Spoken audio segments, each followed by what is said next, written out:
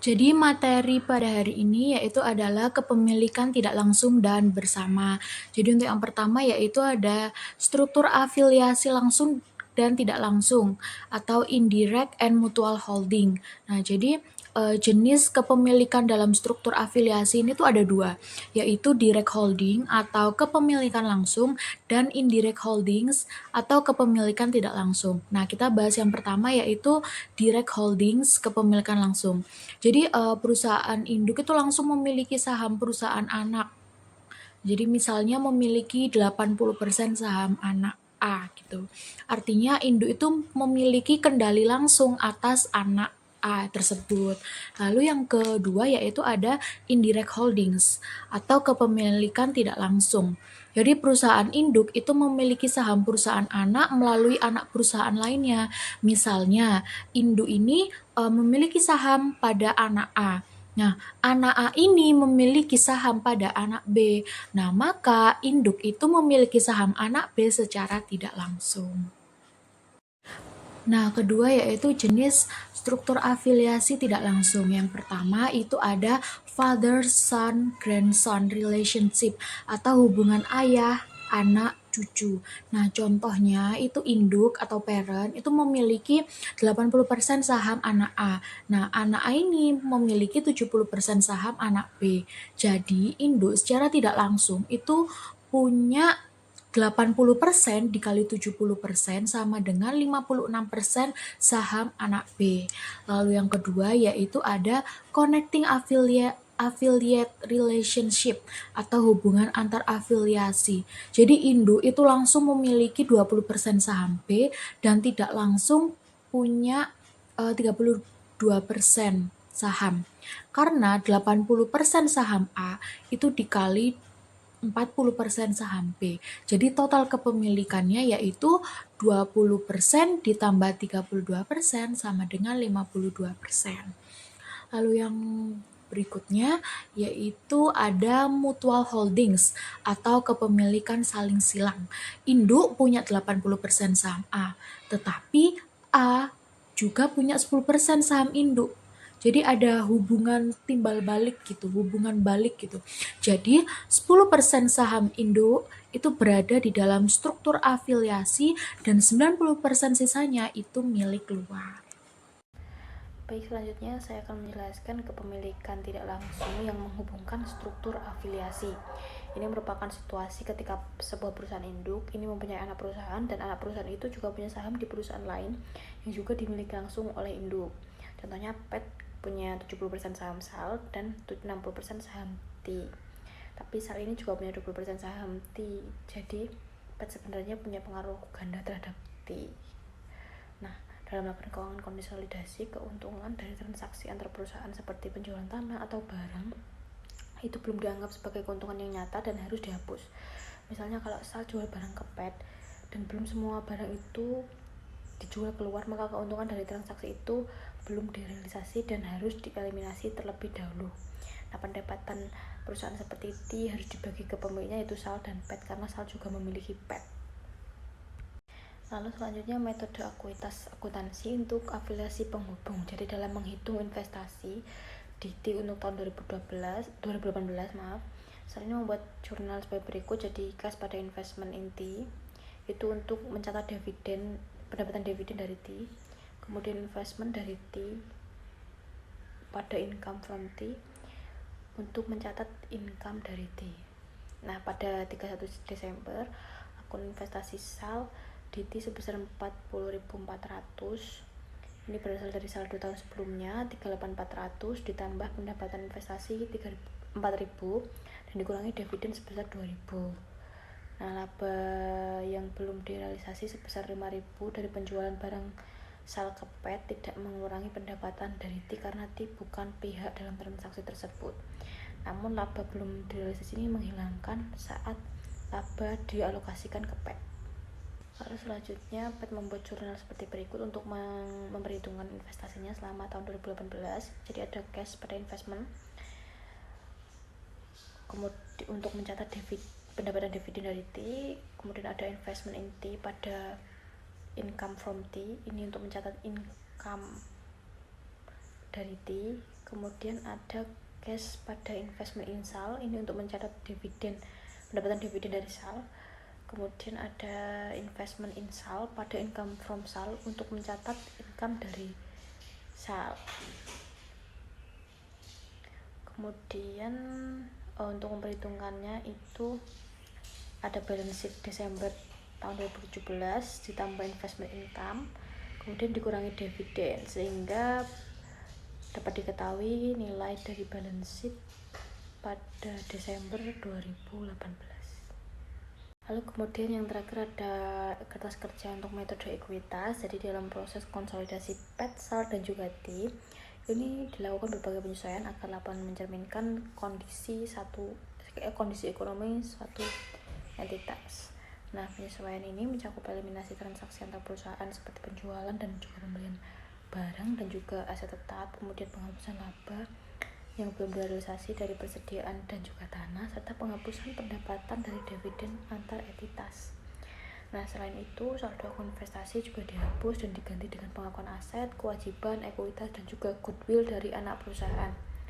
Nah, pendapatan anak perusahaan juga dialokasikan ke induk dan juga pemegang saham non-pengendali atau NCI. Nah, nilai NCI ini dihitung berdasarkan proporsi kepemilikan luar terhadap nilai wajar anak perusahaan, kemudian dikurangi bagian dari laba yang belum direalisasi jika ada.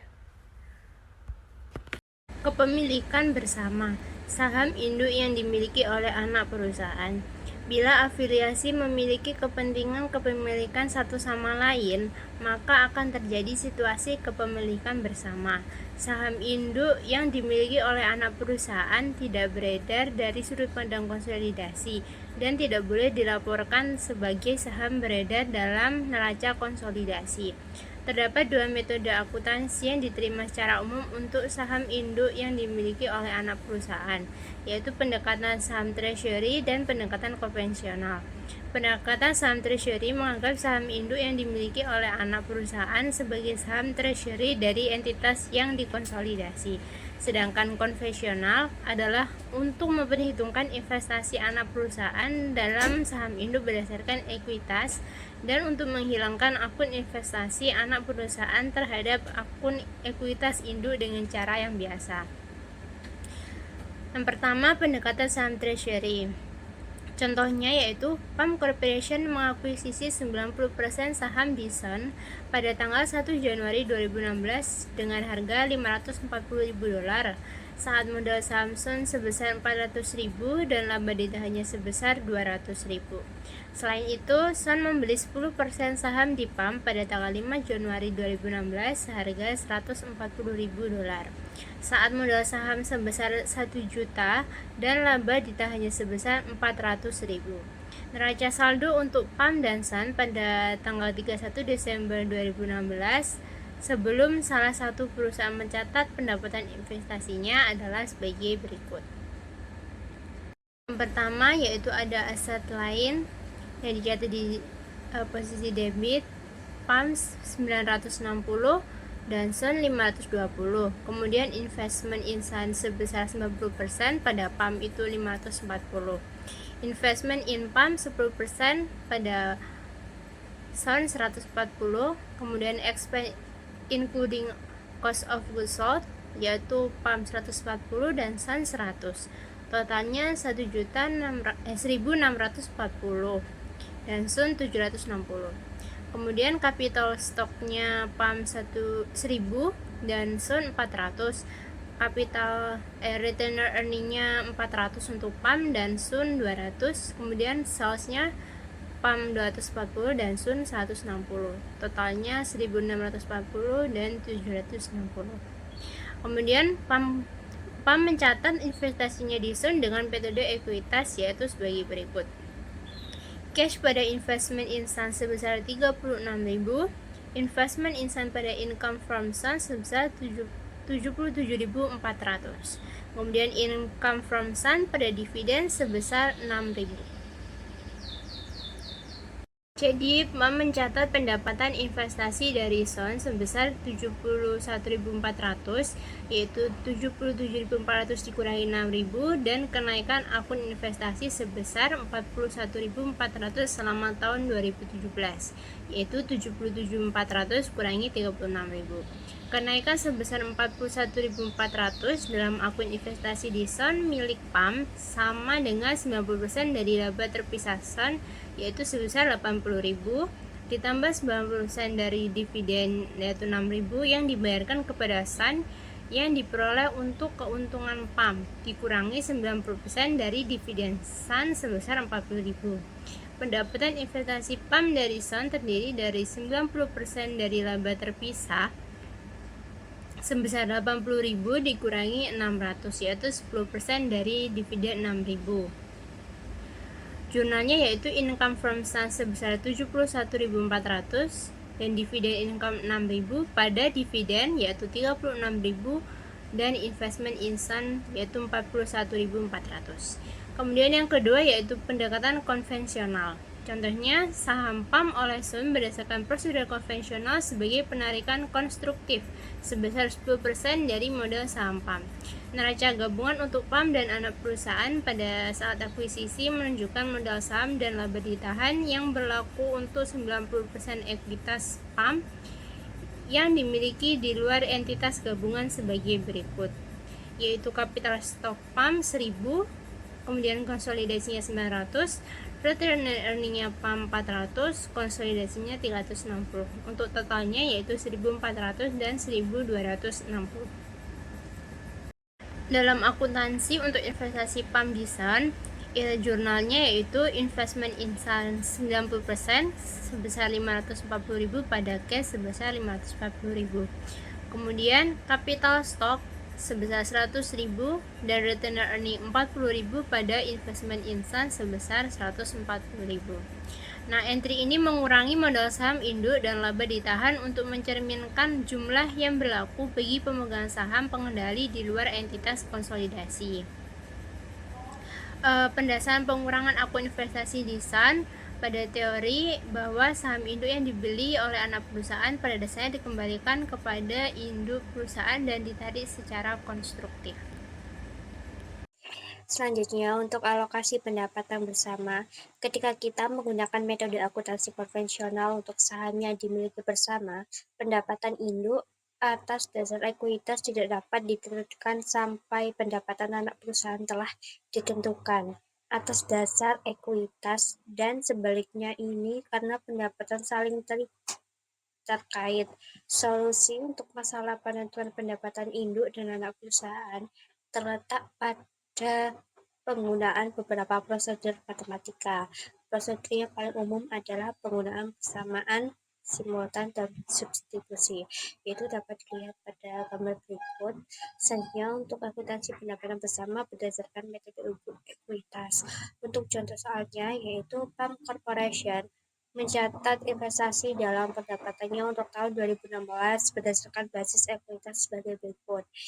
Yang pertama ada investment in Sun sebesar 52.308 pada income from Sun yaitu 52.308. Pendapatan Sun sebesar 52.308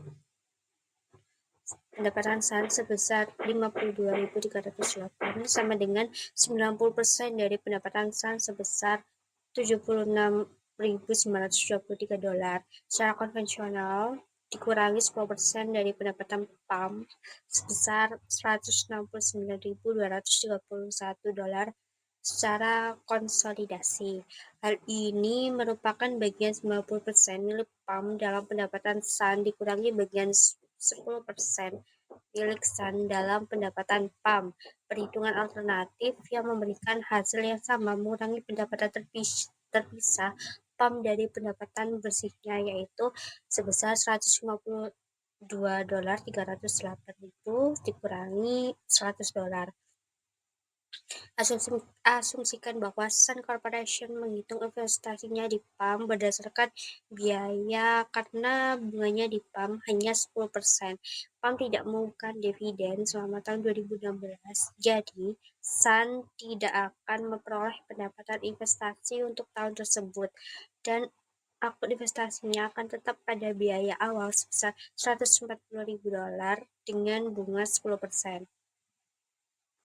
Selanjutnya kita menyusun konsolidasinya berdasarkan metode ekuitas, yaitu dapat dilihat pada tabel di bawah ini, dan selanjutnya kita menyusun pada konsolidasi pada tahun-tahun berikutnya, yaitu menyusun laba dan dividen terpisah PAM dan Sun untuk tahun 2017 selama tahun itu berjalan.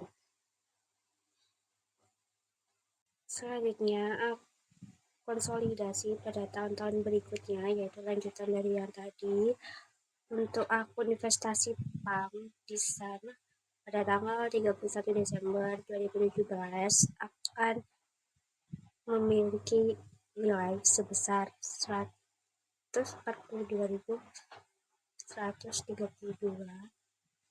yaitu dengan metode ekuitas dapat dilihat pada perhitungan di bawah ini.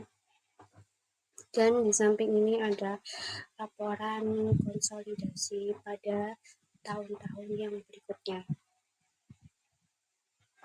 Oke, selanjutnya di bagian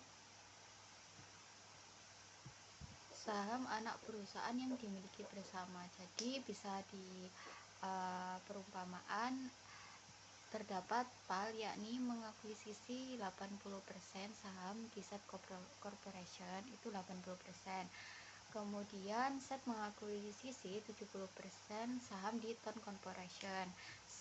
Kemudian Ton memperoleh 10% saham di Set seharga 40.000 pada tanggal 31 Desember. Nah, itu perumpamaan.